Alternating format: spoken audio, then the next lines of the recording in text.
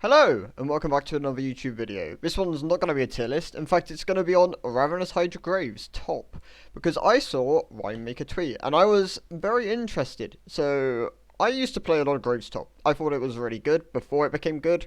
And then it became good. They did the mana nerf, and then they did the crit nerf, and then they did another round of nerfs, and it kind of pushed him out of top lane. Plus the meta shifted, and it kind of ended up all bad for him. However, Ravenous got changed this patch. It is now a really strong item, and it'll probably get nerfed again. We covered the nerfs in the last video, and we should be good to go. So yeah, Ryan made a tweet, and he was questioning, well, he thought that Graves would probably make his way back into pro play, which he might. We'll have to see. He is technically a top, mid, and jungle flex, primarily being played in the jungle at the moment, but has been played top lane in the past. The question I mainly want to ask is it good? So, the runes go as follows. These are pretty standard in terms of Fleet and Dark Harvest are mostly your only viable options. I think you can probably go Electrocute as a Dark Harvest substitute as well, but these are the only two rune pages. I don't see any others particularly doing well. So, the Fleet one is a lane holding kind of rune page with very good scaling with an absolute and gathering. This is also this is possible to be swapped out for things like Sun Impact Eyeball. There's a lot of things you can do with secondary trees with Graves. You can also go Conditioning over Growth, or you can go Revitalize to get more value out of Bloodthirster, Gore Drinker, all of the heal items you build. Overheal is another good one within the Fleet tree. That and Triumph, both really good healing runes, can create more feedback into Revitalize if you take it. That could probably do with some more testing. I'd have to see how that goes if you want to run a more like skirmish heavy build. Coup de grace and Last Stand are both pretty good. The third one along, can't remember what the name of it is at the moment, but yeah, that's also pretty strong. The Dark Harvest rune page is more of a if you don't need the sustain from Fleet, you can go Dark Harvest and just farm the enemy laner for them. It's a lot more scaling through your runes, which you can run with Triumph and Alacrity. You can also run it with Absolute Gathering. There's a couple of things you can do here.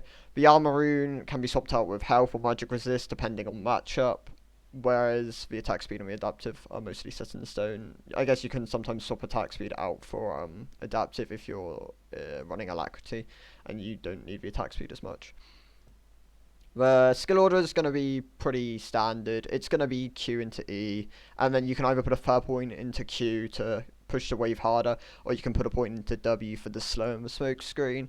You'd then proceed to max Q into E into W, and that would be very standard. His starting items will be either D-Blade with Port, or Cull with Port, if you feel like you can farm and not get harassed too much and you don't need the sustain or the health from D-Blade. You can also start Longsword, it gives you more damage, also spikes harder, carves harder into the item, so that might be an option. Your first item is going to be Ravenous. This is pretty set in stone. I don't think you can run anything before this. Maybe you can get like a Dark as a power spike, but it's probably just going to be Ravenous. You want to stack this thing as quick as possible and just have it going throughout the entire game.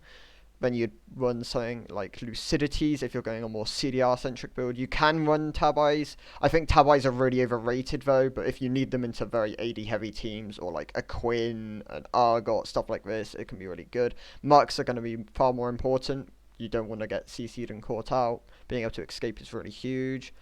But yeah, it's mostly going to be CER and Swifties for like 70% of games, I'd say.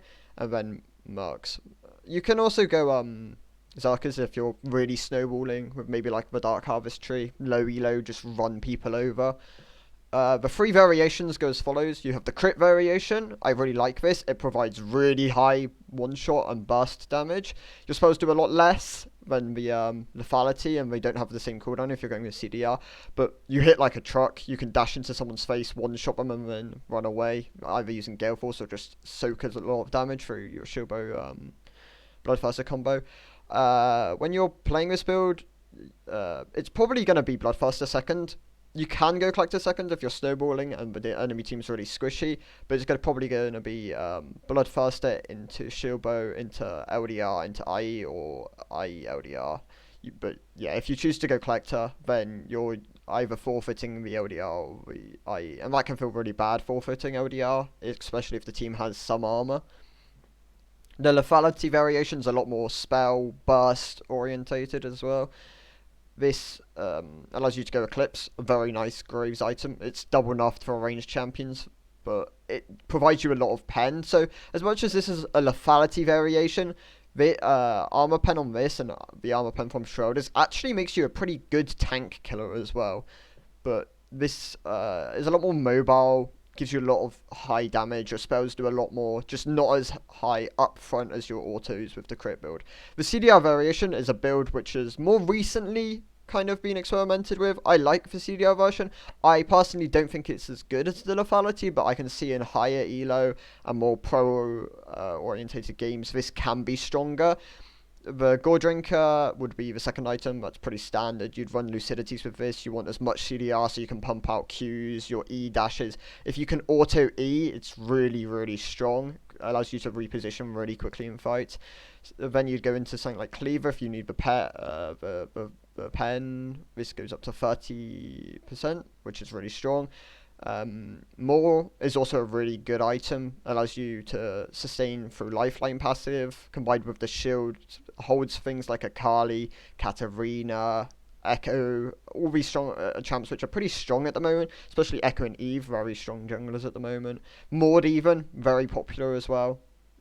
Death Stance is another item which provides you tankiness, sustain, and denies damage for a bit. I don't like Death Stance as much as more, but I can see where this item has a place. If you need it into armor comps, then you can run this. I personally like GA as well though, so it's a bit of pick which one you want to go. You can go both though. If they're very armor heavy, you can go both. Shoulders is really nice with this build. It has tied in CDR. The ability slow is really good when you're pumping out abilities constantly. Spirit Shogun's the only one I don't really know a lot about at the moment. I could see it being really good on Graves. It's a high AD item, CDR on your abilities. That's really what he wants. It doesn't have any negatives on him because he doesn't have any CC abilities. I don't think it works on the slows. I could be wrong, but from what I know, it doesn't work on the slows. And then you can go GA if you want. I think there's a couple items you can fit in here as well, like Yomu's can technically be built in this build, so can Collector if you also want a bit more spike and power. Bloodfast is another one, and you can go ODR if you're really unable to kill people and you really need that pen. So yeah, that's my current thoughts on this. As more people experiment with this, it's a very low sample size, so it's hard to know exactly what's going to go on, but it's worth testing. This is Rhyme's idea. This isn't so much mine, but I've done a little bit of digging, and I hope I can give you some information. So yeah, thank you for watching. Hope you enjoy. Goodbye.